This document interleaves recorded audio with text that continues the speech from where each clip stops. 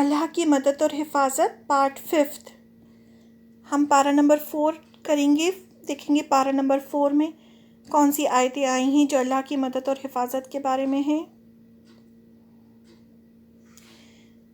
پارہ نمبر 4 میں سورہ آل عمران کی آیت ہے 150، جس میں اللہ تعالیٰ کی مدد اور حفاظت کے بارے میں آیا ہے۔ اعوذ باللہ من الشیطان الرجیم، بسم اللہ الرحمن الرحیم۔ بل اللہ، بلکہ اللہ، مولاکم، مددگار ہے تمہارا، وہوا، اور وہ، خیرو، بہترین ہے، الناصرین، مدد کرنے والوں میں۔ یہاں اللہ تعالیٰ کے دونوں نام آئے ہیں، مولا بھی آیا ہے اور ناصر بھی آیا ہے، کہ اللہ تعالیٰ مددگار ہے، مولا بھی ہے اور بہترین مددگار بھی ہے۔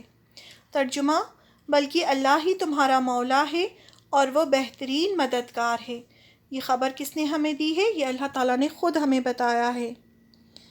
ایکسپلینیشن دیکھتے ہیں۔ بلکہ اللہ ہی تمہارا مولا ہے اور وہی بہترین مددگار ہے۔ اللہ ہی تمہارا مولا ہے، مولا یعنی دوست، مددگار۔ اللہ سبحانہ وتعالیٰ دوست ہے ایمان والوں کا، اور اس کی یہ دوستی ایمان والوں کے ساتھ خاص ہے۔ تو جس کا دوست اللہ بن جائے اس کو کوئی خوف یا غم نہیں رہتا۔ اللہ تعالیٰ اس کا فقر اور محتاجی دور کر دیتا ہے، وہ اپنے ایسے بندوں کے لیے کافی ہو جاتا ہے۔ اللہ تعالیٰ کی یہ دوستی ایمان والوں کے سوا کسی اور کو نصیب نہیں ہوتی۔ تو اللہ تعالیٰ کس کے دوست ہوتے ہیں؟ جو اللہ پر ایمان لاتے ہیں اور اللہ کو اپنا دوست بناتے ہیں۔ اللہ کو دوست کیسے بناتے ہیں؟ اس کا قرب حاصل کر کے۔ اللہ سبحانہ وتعالیٰ ان اپنے ایمان والے بندوں کا مولا ہے، اس لیے ایمان والوں کو بھی چاہیے کہ وہ اللہ تعالیٰ کو اپنا مولا بنائیں اور اللہ کو مضبوطی سے پکڑیں۔ کتنا اچھا مولا اور کتنا اچھا مددگار ہے، وہی حقیقی دوست ہے۔ اب یہاں پر ہم وہ پورا مولا نہیں پڑھیں گے، ہم نے صرف شارٹ میں پڑھا ہے۔ یاد رکھیے ہم نے جو شروع میں مولا کے بارے میں پورا پڑھا تھا، تو اسے ہم بار بار ریپیٹ نہیں کریں گے، آپ اس کو اور اچھے سے پڑھ لیں۔ اب اللہ ہی بہترین مددگار ہے، خیر الناصرین، یہی آیا ہے نا یہاں پر۔ النصیر یعنی مددگار، مدد کرنے والا۔ یہ لفظ نصر سے ہے، یعنی مدد دینا، سپورٹ کرنا، اسپیشلی دشمن کے مقابلے میں۔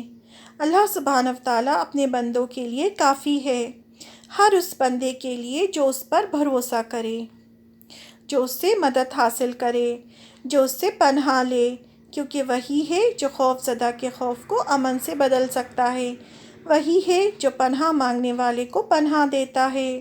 جو اس پر بھروسہ کرتا ہے اللہ تعالیٰ بھی اس سے دوستی رکھتا ہے، اس کی حفاظت کرتا ہے۔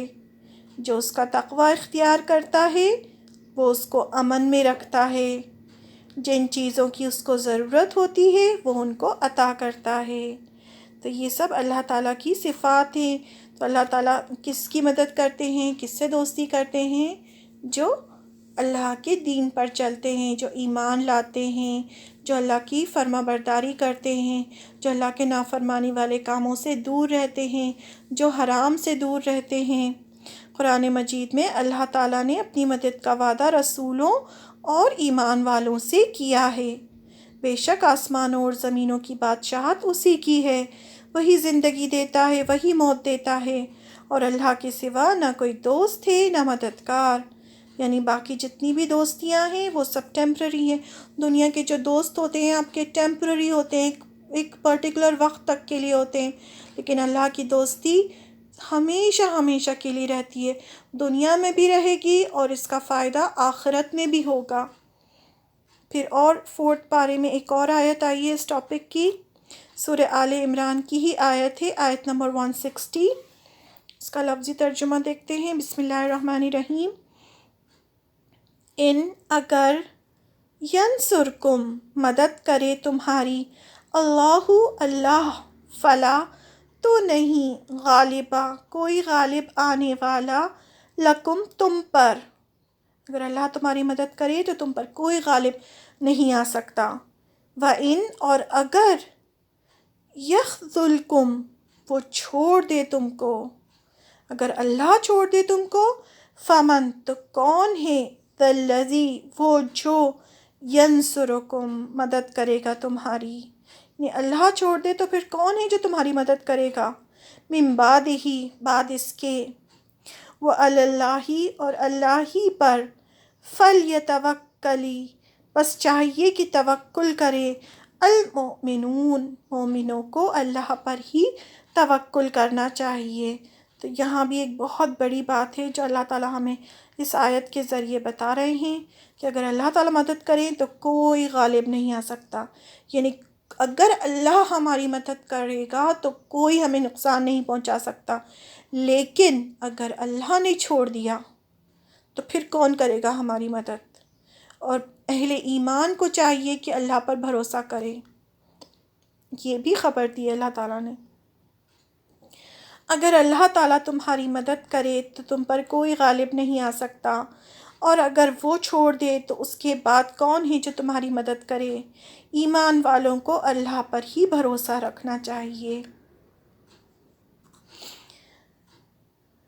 اللہ تعالیٰ اپنے مومن بندوں کو تسلی دیتے ہیں کہ اگر دوسرے تم سے منہ موڑ جائیں، اپنی مدد سے ہاتھ اٹھا لیں، تو یاد رکھو اللہ تمہارے ساتھ ہے، وہ اچھا دوست اور اچھا مددگار ہے، وہ جب جہاں جیسے چاہے مدد کر سکتا ہے، اس کو مدد کرنے کے لیے کسی اور کی ضرورت نہیں، کیونکہ سارے کنٹرولز اسی کے پاس ہیں۔ وہ نصیر ہے جو اپنی مدد کے ساتھ جس کی چاہے مدد کرتا ہے، اور جس کی وہ مدد کرے اس پر کوئی غالب نہیں آ سکتا، یعنی پھر کوئی اسے نقصان نہیں پہنچا سکتا، اور جس کو وہ چھوڑ دے تو کوئی اس کی مدد نہیں کر سکتا۔ اس لیے ایسے کاموں سے بچنا چاہیے جس سے اللہ کا غضب آتا ہے، یعنی گناہوں سے بچنا چاہیے، اس کی نافرمانیوں سے بچنا چاہیے، کیونکہ اگر اس نے چھوڑ دیا تو دنیا کی کوئی طاقت مدد نہیں کر سکتی، یعنی اللہ اگر ناراض ہو گیا ہم سے تو دنیا کی کوئی چیز ہماری مدد نہیں کر سکتی۔ تو اس لیے اللہ کو راضی کرنے کی کوشش کرنا چاہیے، اللہ کو دوست بنانا چاہیے، اور اللہ سے مدد مانگنی چاہیے، اور اس کی مدد کا بھروسہ ہونا چاہیے، اللہ پر ہی بھروسہ کرنا چاہیے، اسباب اختیار کرنا چاہیے، مشورہ کرنا چاہیے، پھر فیصلے لے کر اس پر قائم رہنا چاہیے، اور اللہ پر بھروسہ رکھنا چاہیے۔ سب سے پہلے تو ہم دیکھیں کہ جب اسی لیے کہتے ہیں نا، جب کوئی مصیبت آتی ہے تو سب سے پہلے یہ دیکھنا چاہیے کہ ہم سے کہاں غلطی ہوئی ہے، کہیں ہم نے تو اللہ کو ناراض نہیں کیا، کہیں ہم نے تو کوئی گناہ نہیں کیا۔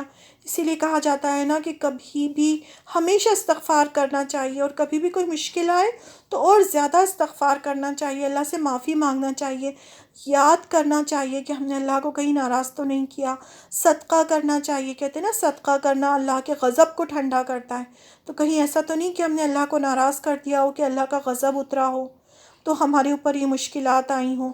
تو کبھی بھی مشکلات آئے تو صدقہ دیں، ہمیشہ استغفار کریں، اللہ سے بہت بہت معافی مانگیں، حرام سے بچیں، اور ہر وہ کام کریں جو اللہ کو پسند ہو۔